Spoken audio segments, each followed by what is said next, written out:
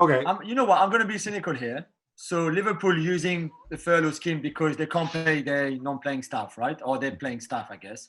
So that means in the summer, whenever the summer and the transfer window opens, they won't have any money to spend, right?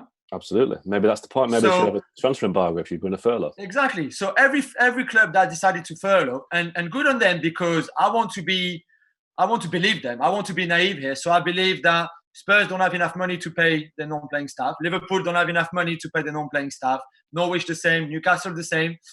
And their club can't do any transfer in the summer. I don't care. Unless they sell and they use only that money to buy players, they can't buy anyone in the summer. And I don't want to see them going and spend 50 million or 25 million on a tool like Joe Linton or whoever, because they've just used all the taxpayers' money to basically run their club for the last 3 months before the transfer window opens. All right, I sense the need to be a little bit contrarian now, so I'm going to wear my my Daniel Levy hat and say, but Jules, Spurs have been incredibly profitable, which means that we've paid enormous amounts in taxes to the government over the years. And we've paid enormous amounts in taxes to help fund this social safety net, which includes government help for companies like ours that have to furlough players.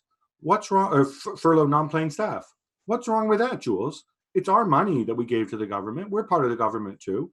Certainly, I, Daniel Levy, have contributed a lot more money to the government than you have, Jules. That's great. So, and I believe you. So you need the furlough scheme to pay your staff, right? And pay yourself. What's wrong with that? What's wrong with that is nothing is wrong with that. But then don't go and spend 50 or 100 million on a striker in the summer because you don't have that money. Because otherwise, you would use that money now to pay your staff and not use a scheme that is being put together to help companies not firing people. So you don't have people who have, mortgages and bills to pay and would be unemployed. So there's a furlough scheme on purpose to protect those jobs. So if you're using it, it's because you protect your staff, then because you don't have the money for it.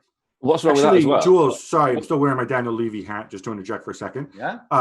The only time that we spent a lot of money, as you probably know, on a player was when we bought your mate Tanguy Dembele. Now our manager doesn't even like him. Okay, so but he's your future captain. So look, Gab, the point I'd make on this is that yes, be Daniel Levy, but if Daniel Levy's saying we've paid a lot of tax and we want to furlough our staff, furlough your £150 a week footballers first. Why can you afford to pay those guys? I'm sorry. Why can you pay those guys? You can't pay the guys who sells the programs on a match day. I'm all for that, right? But when you furlough a player, furloughing 150 grand a week footballer, and I believe there's only one of those at Spurs, and so I don't see why you're picking on poor old Harry Kane. But anyway, no, Tanguy and Ndombele as well. Okay, over 150. So he said it earns it, Jules, not gets it. The argument, stop picking on him. So the argument here is that the furlough scheme is for people or guarantees wages up to 2,500 pounds a month, right? So 625 pounds a week. Okay.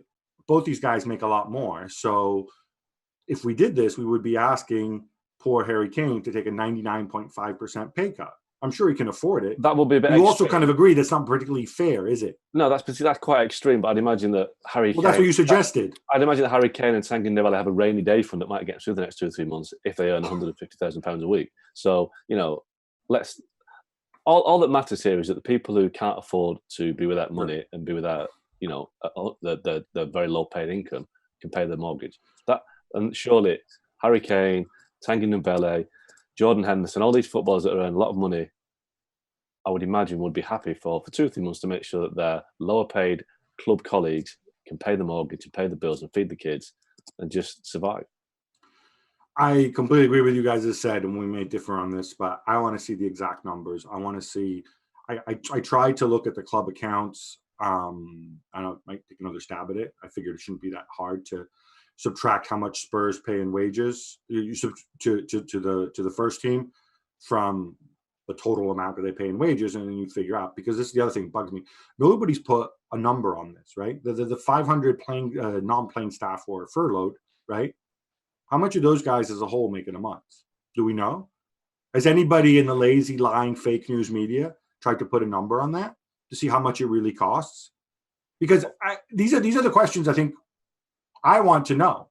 I want to know, because you know what? I have no problem with players taking pay cuts, as I said, or pay deferments. I just want to make sure that the right people get them. And what I would have wanted to see, for example, is, all right, agree some cumulative thing, but don't just take a wage deferment. No, clubs still pay the wages. The wages go off to some other fund administered by other people, and then clubs apply to take money from that fund on a need basis to go and pay for their employees where they need to. This seems a lot more reasonable. And then you can also use that fund, if you deem fit, I would deem fit, to help some of the lower division clubs who have serious cash flow issues and could be shutting their doors. I mean, this to me sounds like a reasonable way of dealing with it, but we have to have the facts, we have to have the data, we have to know the numbers. And all we're getting thus far is just a whole bunch of posturing and a major PR own goal, I think, from Liverpool. And I don't know how they're going to get out of it. Thanks so much for watching ESPN on YouTube. And for more sports highlights and analysis, be sure to download the ESPN app. And for premium content and live streaming, subscribe to ESPN Plus.